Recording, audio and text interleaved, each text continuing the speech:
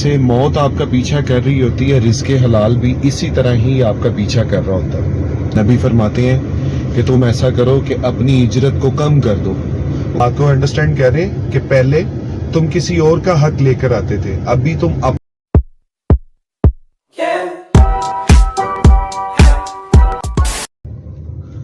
Hello جی، welcome back new other vlog میں۔ کیسے ہو میرے دوستوں، میرے یاروں، میرے سجنوں، میرے متروں؟ کیا حال چال ہے؟ سب ٹھیک ٹھاک ہے؟ سب فرسٹ کلاس ہے؟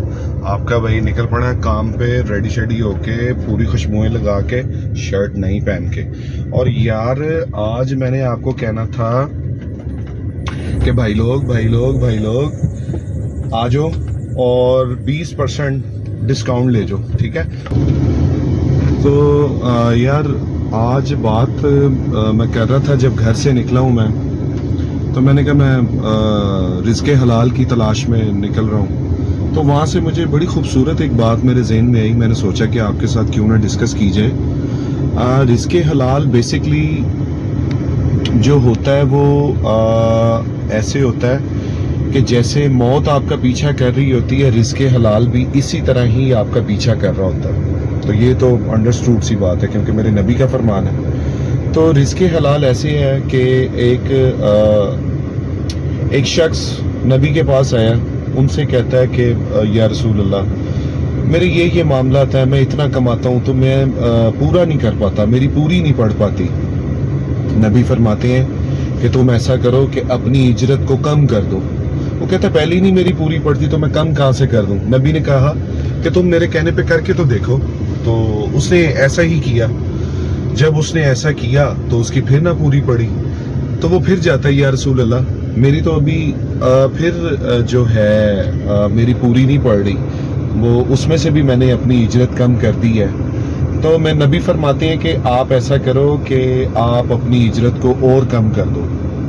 وہ جاتا ہے، وہ اپنی اجرت کو اور کم کر دیتا ہے۔ جب وہ اور کم کرتا ہے تو اس کی پوری پڑنا شروع ہو جاتی ہے۔ اس کو یہ قصہ سمجھ میں نہیں آتا، یہ معاملہ سمجھ میں نہیں آتا کہ یہ کیسے میرے ساتھ، مطلب کہ یہ میری اب پوری پڑنی شروع ہو گئی ہے، میرے سسٹم اچھے چلنا شروع ہو گئے ہیں۔ تو وہ پھر تجسس میں نبی کے پاس پھر جاتے ہیں کہ یا رسول اللہ مجھے بتائیں کہ آخر یہ معاملہ کیا تھا کہ پہلے میں مطلب اتنے پیسے کما رہا تھا، اتنے دینار کما رہا تھا تو میری پوری نہیں پڑ رہی تھی، ابھی میں کچھ پیسے کماتا ہوں اور میرا الحمدللہ سارا جو ہے میرا بال بچے کا، میرے گھر کا، میرا سارا کچھ چل رہا ہے۔ تو نبی نے فرمایا کہ پہلے تم کسی اور کا حق لے آتے تھے، ابھی صرف تم اپنا حق لے کر آتے ہو۔ بات کو انڈرسٹینڈ کر رہے ہیں کہ پہلے تم کسی اور کا حق لے کر آتے تھے، ابھی تم اپنا حق لے کر آ رہے ہو۔ تو اپنا جو حق ہوتا ہے نا، وہ بلیو کریں کہ وہ جتنا بھی ہو، چاہے وہ اتنا ہو چاہے وہ اتنا ہو، وہ اللہ کے فضل و کرم سے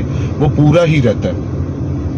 اور میں نے ایسے بڑے لوگ دیکھے ہیں، بڑے شخص دیکھے ہیں کہ جنہوں نے آپ بلیو کریں کہ ان کے 2 4 بچے بھی ہیں، ان کا آگے روزگار بھی چھوٹا سا ہے، تھوڑا سا ہے، آپ بلیو کریں کہ ان کے گھر میں سکون، خوشیاں، سب کچھ ان کے گھر میں ہوتا ہے۔ کیوں؟